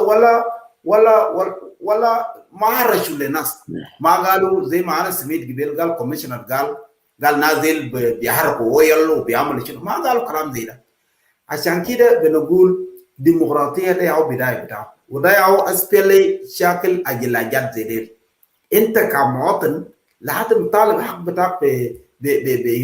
بطريقه صح عشان كده الشعب بتاع ملوك ما يعصون هنا واقفين معكم الشباب اللي كانوا اعتقلوا ده فكم وده ياو حاجه هنا دايرينه قبل كان في واحد انكاوي نادل معقل بنادم ديل قال نص مكان ادي كوجن ياكل كجولا نص مكان بنادم كديل ادي ران تيجو بقول لين قال يه نملور نملوت ايو اقول لك انت ملوت دوم تول دي كده ngada jaga aklo jaga ngaban wajala nga legi gola ma yana chapin de koy kon headquarter ta ayo wajala asma yala yin na yen zumaka na yen nam ya ko le yen zumaka na kede dogara chen de ayo don kan lo ke fem ke yen ke chiro lo ye malut kana ato ko torin agut ko de da kuma yelo okay e bi jo fursa yen kan na jo yel film ji janyu ku chung lo mana khalas akuma jiro bu wi ko ku chulo ko yen ko den be trika sa lakin kuna je yen salpa kir ka kuma de ku ching wi big bear ma ko je de ni riya che durur banam dang mai ache durur ba mai no loro you can fight with him chaga yen company kan de tiok to ti mo wan chi ko pen lo wan ko ke yen ku yo lo yo nyot ke betong pet trike dimorate lo yen luiga ram ti ke de nyot gala jama wo ko ka ku meta ko gala che bi ko lo kana bi lo ku chi ke lo ti mana dia na dia ka di mana dia ka man ka chi ma sai pa le ke ko lo malu ka be kana dia dimorate kan pan o yer pan yen di ku ye che je jot la ko gol gal che la ko gol juba ku te why ma gol che re tin ne jat tin anyway yeah na tingi di balwel tin a koi kwa we shall be bigger pure they have to do their part la na chira na biti pe na ya dui ke mu je dui to ko kan nak da kan nak lakini chen ko to ka people will ko je big matalabat ke na big ko by all means na ya ran ga no pram chinam sila ko chin dam na mu ga chin je you no bi ma kana simple commissioner that you know bi kon wi razanya wala commissioner tamalu achana kana to na yin lo yawamur ladam yende lu razanya lana dimorate ka chiri kaka ayera ma lu razanya right away ade lu razanya chingi de internet so kada lwel etershir le abna malut lanu be shabab al ruasa bata shabab del ichir helm I'm after sport Jack really is doing good job pi Juba ako kajen we are working hard book jiem da na Padang na big nyindil ko nya ko lo ne ko lo Jack na ku chubi dira yen to Jack bro dil be ko kan ko chan big ga ti to da ya Padang ki ta yo te ke sia sim ka big be ala ti to hot ke ni yinu wo ga na book ban play a chan ni be lam bi da yen malej ne malumat ci bebe ne mana jakbar go ci lo awu al mem bin yalla ci koñ ropa ne kun maw ko yen ka dal wel ka mem yo ma sebe do ben den tan ci yo aya ping digal ko je national security ci la Juba a ci la malut a chan bi ga mata ko ke ci ga mata ko je bu yo ping yo ma sebe kan no ci la mat ci ko bela ñaw met wala ci ko loye ka yen ma tek ke ma ko ten ko ne la to we la no pinye ci dit ko daman jobe yo bo be jam o shukran lekum ye nai Kwa jin chuk lei ku bil wai dil jal ku Wilson atau tom we ten okay mana mura yin buk mi ai da ke chit 1 minute bet kan buk buk ka dan tol ku wo buk jal ka war ka chik ka ken lo nyin ma tek ka tek an apat yita okay la yen en wo ka bi te no jal ba ga go e ki kana apat red da min fi dar bet ke ka te no ba ja we Yen. yin ban Wilson ko akoy ja marsa ke Yeah. yene ke la e kre sport dan lo yin e Padang kana ma Mm. na de tuwi dan lo re de Juba kana e tong Yeah. ke dik ko jeng Padang dai Yep. ku ka pet buk lo che jaw ko ngo go Yep. lo che jaw a chak ting mane mien mit ke pyo ke mit ke Padang ku ka chi yo ke go for the first time no bai chen ama ne ke ye nyuo de ten ke dor ke peace ku ke unity de Padang ne nyuo Yep. ku ke lej de Padang ye nyuo de ka nim ku Mm. yen ke manun bogi marka ake Yep. Padang manun te chin ngi le jin marta lo Padang ki chi chen mat fi Juba e ke Yeah. lo chabab kene ab ke madi ai ku kena wi bi ke ne ku wi jok ton wi buk ba e media itene The ai che ga yen ku ril connection ne rot ka bu mio je gon ben connection lo bi ban ne ku bu ga cho le ye ke ban ke nun ke ban ke team ka ke chima ne ban de team na ko ko e ban ni team ne malut e ban ni team na bliang e ban ke team ka ke wone ko ken bu ka chol ko bu ka ben jam ni vi ga jam lo le wo ken mo ki ku ya ke jam ti ya din ga padang chan bi we lo cha jaw ku kwa ke le yen ke lu ko li ken a che bi ko de nga ka ba wel jod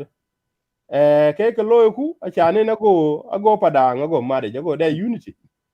ke yep. men me de ke bi ku padang bo nya ama ne lo pa che to kam ne padang yi tui jage ting na mi wan je mi je ke pion mi de a che ke chor ko lo fi junu sudan e man padang na chuk ting mana mi pio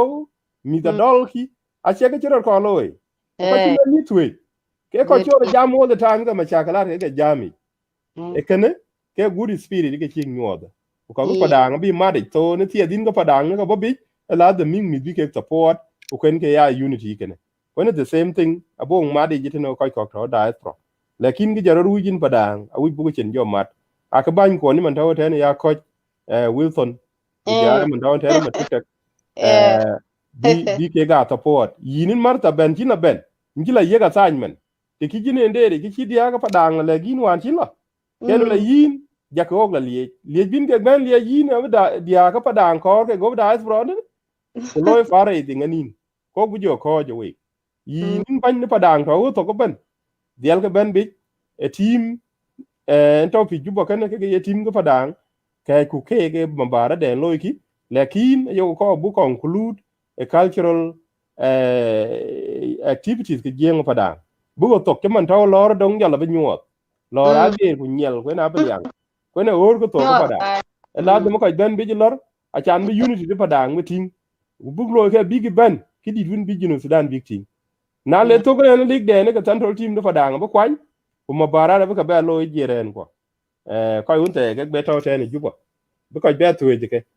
kwa padang lo ke dik lu ku mi se jaw wena bi Mm. ke bi ke nyaro yen o chakale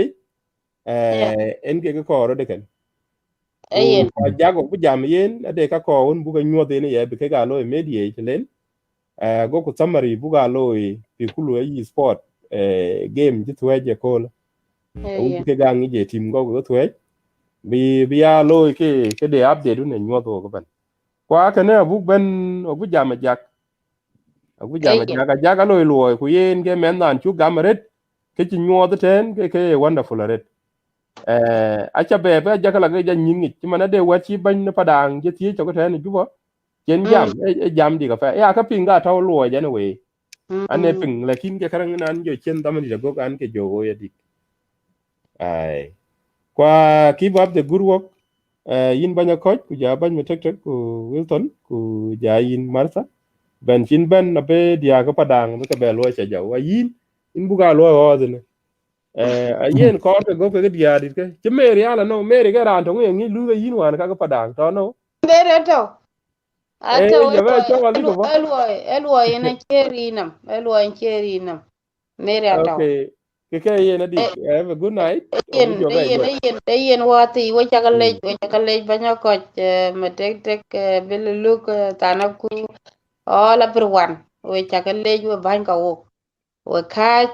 we ritor we jam kra padang we kelu gip ai kana lay dun nyalinam kwa lay dun pa na padang enting ki choran ku kaj kru wut a che kru wundu ye loy e kru wut ye loy a chen ko wonter e yi loy hot chen ga bi loy hotin chana kru wut na loy e che kru pandu ye na loy ko che kru won mo to ken loy e kru wut la chan ba wut ba mati together ai ka we leke kino raran ten ke na marza de no go kino we leke min wan gol kra pa da ro ten kene wallahi we leke ga la dire ku yan kai we 24/7 anti ai ka we wati kra pa da kino wan yen jam ke lui ke fa na chol juba wan go lan dai kene dia ja liep ngad dia ja liep wa ta ya we ke football den ko ngoban awai ke wan jam ke ya ja ya da won tin nang ki jam ya dang wona na pa dang chi jam awai ke ban en tin ke chi loy kene chi wo jar ko nyal chi wo jar ko nyal juba a yiti nga pa dang dia da di cha ka tin wan ga jam dia chi jam tin ga ya ga ti to ku ga ngu bak la ko di ko bun te to agir ngu bak la ke en tin ko to agir dia chi jam tin ku ro chi jam tin e ngo wo ko to bi jitene en ting wo ko bu bile wo ke chi loy ke mi da padang ke to juba acha ga ting de lo un ta en jamen won la chan ke chi men mi to padang ke chi loy ye ke chi men du loy ya chi non re wo mi ko to ten gene la de me ke chi men du loy men du ade pyo chi na wala ba wo nyan din tin a chi la ting en ting ko chi da kai ke na chi ka ting so chun ne re ke tin en da loy wan la ran ne nyan din chol mere chan bila ting enyen en ting me ke no tin ken non agat ko ci lwe ate la to kulo to yam la ba a ci la ting ngulo ro ba te dap ko bi mi da kai ke na lo hab ina ya le ko wana we men du ku ci muro ku de purta tin ji yok tem tikit ku la ba yo men to kurun la ben be ken be le kurun la ben be ken be le la jana bi ngi ta woden ni panda kwa jar he o ke ling ling etene ke mi da big ma me ke no tin mi je chi mer wo chin ending ke chi mi da wo lo mi da pa dan ke na a chana chin yang nya ho te ku ya pa dan wo ye chan ya ne na pyo mi de ke chi lo chana chi wo kya tirin kulu yo run wane ke giti ke run wane ban ke na wo che ti kwa de ke chi lo run ke na yira na ban la dum be chin yang nya la pa dan wo ye la chan ke a chi wo kya tirin wo chi da nim da ho ria Uriya di ada ke dan ceria kini no tine no panda a loy jatin kwa chin ko kwanki kwa chik den yin chi loy cho football ken a chi loy real pyo ke chin ko chi ga loy support chi loy real pyo no tine chi loy real pyo en tin ko mu loy ke real pyo ater on gui an ater lel mo nyan kai chol mo chwe an ater chi lel lep to kana yo lel pyo a chi loy no tin pyo wi kin ge bel wel lep to chi loy pyo wi kwa chi ko pa ni chol juba ko loy football ke mi da pa da ro na be na be ma to ga dar ngo ke ben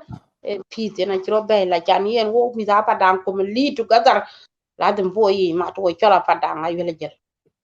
ke ka chi ka no na za ke ge dia ke cha bo to ga dar ke we di ra wo kin no tin ke ne ja ma wa ti ke ne we dia wo ko bu pa ting nin living in what happened juba ki mi da wo bay wana kol ko chi mi da wo ki chi loy e ko la wana e ke pya den chi loy ko bu lu support ngo wo ko to ager kena e ko bu jwa ko bu to wo chin na wa jam ge ko la wan ken a wo chin nim ka won te dom wo camera wo chin ngo bi ga yo no a bi ga yo tro wanda la don bata wa tan dunga badang $2 ta dunga pada ke ka ke buga mati together ke ga buga tuanya ke Daniel Janino wala yin yin. yan yan yan Oh, ini apa we yi puru de yi. Ai Ke anti yen lui pro te yan taw akarang akabati yo ga chan ko marta. video kana ko video ka Ini ni tina kila ini. ke we dia ti ya wa we mene ko kana kiri no tin kana abdi la le be bi abdi la le bu yam di la tin we dia ko bo nyin di le e tin yen ku ja tin e ko ya jamaro re le bo nyin ko ku bu kre juba bu lu support kre mi ko che game lo yo mi wana ko la wana kre ma luz bu lu support kadang pana ru bulu support kere pawen bulu support all la good kere dan baliet bulu support wo dia Padang ko bu wo pen high ke chimi da wo go tar kene po chu yo wara pet ku lok tin wo di to bi kene kana chin ku bo ko kon chi dia wan tin ke wana gol ayon ko mo ke kiew ko jam ki ku ngoben kiew wo e kiew unta bo ko lu support yene kiew da chan thì hoàn to Juba ka wan chik kêu moje mi chok kwa chik mi ta chik gam piu kwa chik mi ta chik lu support wo die wo get to America ku Canada ku Australia all everyone tinga Padang to yode support wo e $1 rimbu ta ko ni ku imbu always support a chin support and bu gol pe ke yen we wati thank you lui chao again lui bai de kol ke na chal me de we o bo ngoto wo continue wo la twen ling don ke na yok yam go ya maro we wa chi ja ban chin ne na bia ja da Ai chen mấy chala bốc bè ngor ka nyut ku yin yin chuk lai marta thank you. ka yin